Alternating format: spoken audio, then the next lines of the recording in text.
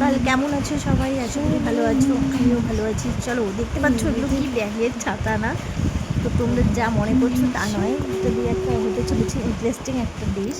তো চলো দেখে নিই। তো দেখো, এগুলো হচ্ছে মাশরুম। তোমরা মাশরুম তো অনেকে অনেক রকম দেখেছো, কিন্তু এটা হচ্ছে আলাদা। তো যাই হোক, আমি হচ্ছে ব্লগে প্রিয়া বলো বা প্রিয়ার রান্নাঘর থেকে প্রিয়া বলছি, ঠিক আছে? তো চলো রেসিপিটা শেয়ার করি, একবারে শেখা থাকো। আর কেমন লাগে তো দেখো, প্রথমে আমি মাশরুমগুলোকে ছোটো ছোটো টুকরো করে কেটে নিয়েছি, কেটে ধুয়ে নিয়েছি। ধুয়ে তারপরে যে একটা কড়াতে জল বসিয়েছি, জলটা হালকা গরম হয়ে গেছে।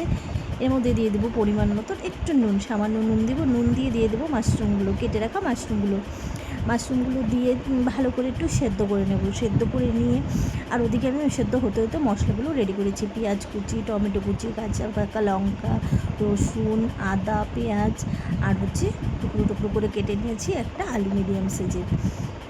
তো তারপর দেখো মাশরুমগুলো সেদ্ধ হয়ে গেছে, টিপে টিপে দেখাচ্ছিলাম কি সুন্দর সফট হয়ে গেছে। তারপর আমি মশলাটা করে নেব। মশলা বলতে করবো হচ্ছে কাঁচা পাকা লঙ্কা, আদা, রসুন, পেঁয়াজ এগুলো পেস্ট করে নেব। পেস্ট করব। আর ওদিকে চলো রান্নাটাও শুরু করে দিতে হবে। যে মশলা তো পেস্ট হয়েই গেছে। তো কড়াটা গরম হয়ে গেছে, গরম হয়ে যাওয়ার পরে দিয়ে দিচ্ছি পরিমাণ মতো তেল। আমরা একটু সাদা তেল দিয়ে খাই, তোমরা যে যেটা তেল দিয়ে খাও, সর্ষে তেল খেলে সর্ষে তেল, সাদা তেল খেলে সাদা তেল, সেটা দিয়ে করতেই পারো। তারপরে দিয়ে দিলাম ফোড়নের জন্য একটা শুকনো লঙ্কা, একটা তেজপাতা ছিঁড়ে দিয়েছি। ছিঁড়ে দিলে দেখবে তেজপাতার সেন্টটা ভালো হয়। গোটা না দিয়ে একটু ছিঁড়ে দেবে। তারপরে দিয়ে দিয়েছি জিরে দেওয়ার পরে একটু লাল লাল হয়ে গেছে, ভাজা ভাজা হয়ে গেছে। তারপরে দিয়ে দিলাম কেটে রাখা টুকরো টুকরো করে আলু। সরি, হ্যাঁ, আমি একটা আলু বলেছিলাম প্রথমে, একটা নয় গাইস, দুটো, এখানে দুটো আলু দিয়েছি। দুটো আলু দিয়ে একটু হালকা ভাজা ভাজা করে নিয়ে তারপরে দিয়ে দিয়েছি রসুন, গোটা রসুন 2-3টে, আর হচ্ছে পেঁয়াজ কুচি। দেখো আমার পেঁয়াজটাও ভাজা হবে, আলুটাও একদম লাল লাল করে ভাজা হয়ে যাবে দেখবে। এই যে একসঙ্গে দিয়েছি, ভাজা ভাজা করে নেব, ভালো করে লাল লাল করে ভেজে নেব। আলু পেঁয়াজ দুটোই যখন ভাজা হয়ে যাবে, তারপর দিয়ে দেবো, কী দেবো, আমি ওর মাথাটা গুলে যাচ্ছে দেখেছো কথা বলতে বলতে। তারপর দিয়ে দেবো টমেটো কেটে রাখা টমেটো দিয়ে টমেটো একটু নাড়াচাড়া করে নেবো। নাড়াচাড়া করে নিয়ে দিয়ে দেবো পেস্ট করা মশলাটা। যে মশলাটা আমি পেস্ট করে রেখেছিলাম সেটা দিয়ে দেবো। মশলাটার সঙ্গে দিয়ে দেবো পরিমাণ মতো নুন, হলুদ, যেরকম খাও সে সেরকমই দেবে। তা আমি মশলার মধ্যেই দিয়ে দেবো, ঠিক আছে? মশলার মধ্যে দিয়ে তারপর মশলাটা কড়াতে ঢেলে দেবো। তো মশলার মধ্যে দেখো দিয়ে দিয়েছি পরিমাণ মতো নুন আর হচ্ছে হলুদ গুঁড়ো দিয়ে এখন মশলাটা ঢেলে দেবো। ওখানে যে কড়াইতে ঢেলে দিয়ে ভালো করে কষাবো। মশলা ধোয়া একটু তো জল দিতেই হয়, একটু দিয়েছি। মশলা মিক্সিটা ধুয়ে একটু জল দিয়ে দিচ্ছি।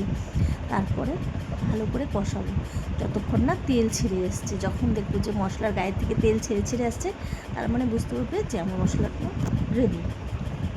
তারপর দিয়ে দেবো যে দেখো জিরের গুঁড়ো দিয়েছি, আমি একটু ভাজা জিরের গুঁড়ো দিয়েছি। হ্যাঁ, জিরেটা একটু হালকা ভেজে তারপরে গুঁড়ো করে নিয়েছিলাম।